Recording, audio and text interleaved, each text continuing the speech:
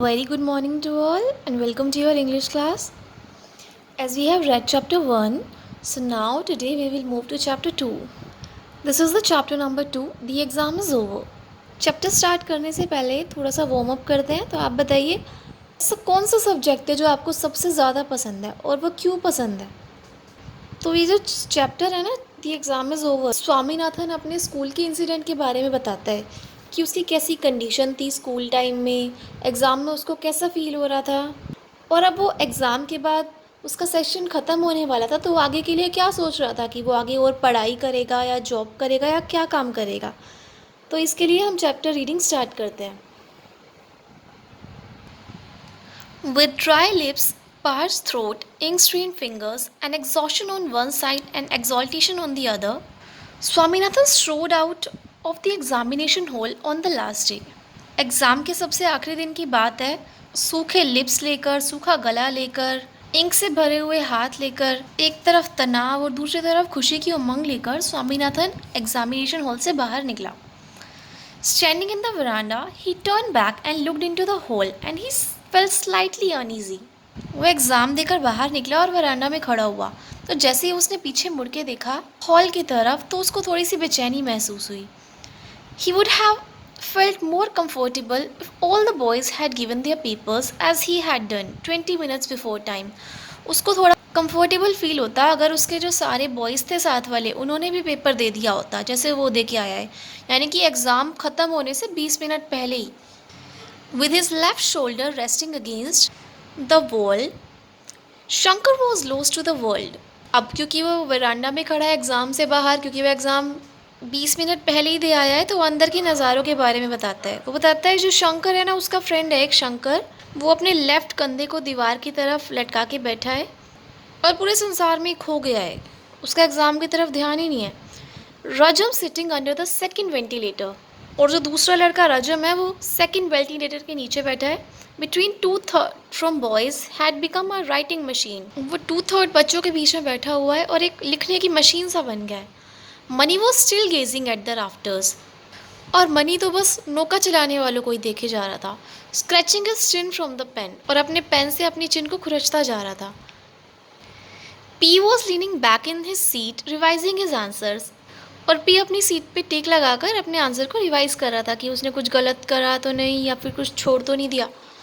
One supervisor was drowsing in his chair, एक जो supervisor था यानी कि जो एग्जामिनर था उनको देख रहा था बच्चों को, वो एक चेयर पर बैठकर झपकियाँ ले रहा था। Another was pacing up and down with an abstracted look in his eyes, और जो दूसरा सुपरवाइज़र था वो धीरे धीरे आगे पीछे चलता जा रहा था अपनी आंखों में रोक वाला नज़र लगाए हुए, यानी कि बच्चों को चीटिंग करने से रोक रहा था वो। The scratchy noise of active nips, the rustle of papers and the clearing of throats came through the brooding silence of the hall. पूरे हॉल में निप की चलती हुई आवाज़ आ रही थी, पेपर के हिलने की आवाज़ आ रही थी, गले साफ करने की आवाज़ आ रही थी, और जो पूरा माहौल था हॉल का वो चिंता से भर शांति का बना हुआ था। The Tamil paper was set to go on till 5 o'clock, जो लास्ट पेपर था वो तमिल लैंग्वेज का था और वो 5 बजे तक चलना था। He had found himself writing the last time of the last line of the last question at 4:30. फिर स्वामीनाथन अपनी बात करता है कि उसने खुद को पाया उस आखिरी टाइम में जब वो अपने आखिरी पेपर की आखिरी लाइन लिख रहा था 4:30 PM पर। One of the 6 questions set, he had answered the first question to his satisfaction. और जो पूरा पेपर था उसमें 6 questions आए थे और जो फर्स्ट क्वेश्चन का आंसर दिया था उसने बिल्कुल संतुष्टि से दिया था, उसको पता था वो आंसर उसका सही जाएगा। द सेकेंड वॉज डाउटफुल, दूसरे आंसर पे उसको थोड़ा शक था कि ये गलत हो सकता है।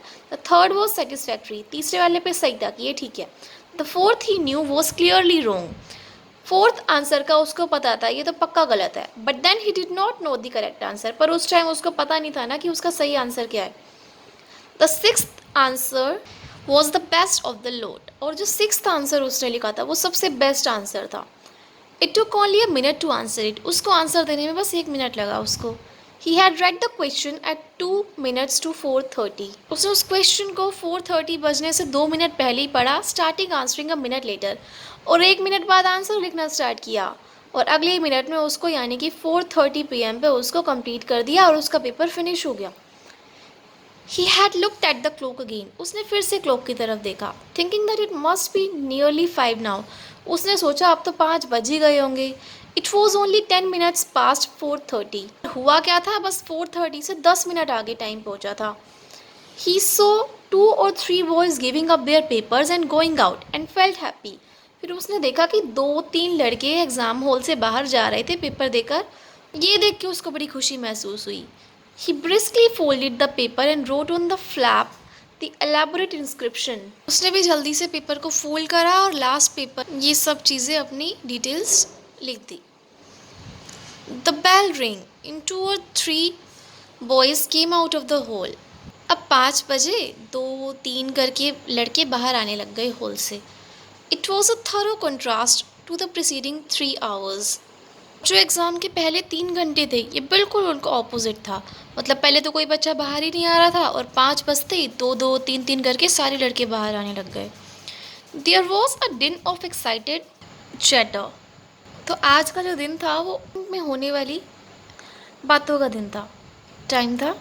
What have you written for the last answer? Question. Swaminathan asked a classmate. तो जैसे ही क्लासमेट बाहर आता है स्वामीनाथन ने उससे पूछा तुमने लास्ट क्वेश्चन का आंसर क्या लिखा है. Which? The moral question. Don't you remember what the teacher said in the class? Love of gold cost the Brahman his life. फिर वो क्लासमेट बोलता है कौन सा, वो मोरल क्वेश्चन. तुम्हें याद नहीं है टीचर ने क्या बोला था क्लास में कि सोने से प्यार करने में ब्राह्मण को उसकी पूरी ज़िंदगी लग जाती है. यानी कि अगर ब्राह्मण को सोना खरीदना है तो उसको पूरी ज़िंदगी लग जाएगी उसके लिए पैसा कमाने में. Where was gold there. Swaminathan objected. Swaminathan ने इस बात का विरोध जताया और वो बोला गोल्ड कहाँ था. There was only a gold bangle. वो तो बस एक गोल्ड बैंगल की बात थी. How much have you written for the question. तुमने कितना लिखा है उस क्वेश्चन के लिए. 1 page सेट द क्लासमेट. पूरा 1 पेज क्लासमेट ने बोला. Swaminathan did not like the answer. He had written only a line. तो स्वामीनाथन को उसका आंसर पसंद नहीं आया क्योंकि उसने तो बस एक ही लाइन लिखी थी उस क्वेश्चन के लिए. What you should have written so much. You should not have written so much. What क्या, तुम्हें इतना सारा तो नहीं लिखना चाहिए था. A little later he found Rajam and Shankar. थोड़ी देर बाद उसको मिले रजम और Shankar. Well boys how did you find the paper. फिर वो उनसे पूछता है तो बॉयज़ तुम्हें पेपर कैसा लगा. How did you find it. Shankar asked. वो स्वामीनाथन उनसे पूछता है तो शंकर उससे पूछता है पहले तुम्हें कैसा लगा पेपर. वो बोलता है नॉट बैड, बुरा नहीं था. I was afraid only of Tamil said Rajam. फिर रजम ने बोला बस मुझे तमिल के पेपर की चिंता थी. Now I think I am safe. अब मुझे लगता है मैं सेफ हूँ. I think I may gate pass marks. मुझे लगता है मुझे पासिंग मार्क्स तो मिल ही जाएंगे.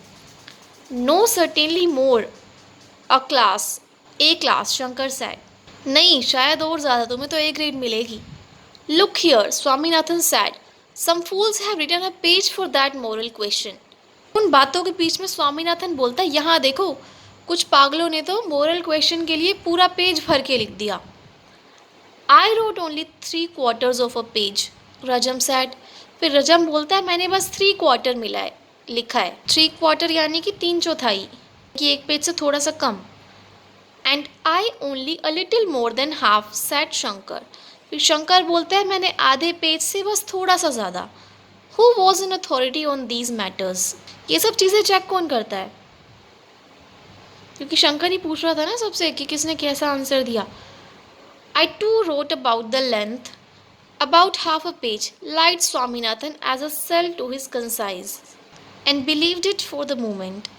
और फिर स्वामीनाथन बोला मैंने हाफ पेज से बस थोड़ा सा ज़्यादा लिखा. स्वामीनाथन ने झूठ बोल दिया. तो उसने लगभग आधा पेज लिखा. ऐसा उसने इसलिए बोला ताकि उसने जो गलती करी है उस पर थोड़ा सा मरहम लग जाए और उसने उस बात पे यकीन भी कर लिया कि झूठी तसल्ली तो मिल ही जाएगी. Boys do you remember what he had we have no school from tomorrow. Boys क्या तुम्हें याद है कल से हमें कोई स्कूल नहीं आना. Oh I forgot all about it Rajam said. फिर रजम बोला ओ मैं तो भूल ही गया था इस बारे में. Well what are you going to do with yourselves. अच्छा तो तुम क्या करने चाह रहे हो अपने साथ अब. Somebody asked. उस भीड़ में से किसी ने पूछा. I am going to use my books as fuel in the kitchen Swaminathan said. Swaminathan ने आंसर दिया जो मेरी बुक्स है ना उनको मैं किचन में फ्यूल की तरह इस्तेमाल करूँगा, यानी कि बुक्स को आग लगा दूँगा किचन में इस्तेमाल के लिए. तो इस तरह से स्वामीनाथन का लास्ट डे गुजरता है स्कूल में। तो इससे हमें पता लगता है स्वामीनाथन को अपने स्कूल टाइम में स्टडीज़ में इंटरेस्ट नहीं था। अब आपका चैप्टर ख़त्म होता है, आपको अच्छे से रीड करना है इस चैप्टर को और न्यू वर्ड्स को लर्न करना है। Bye, have a nice day.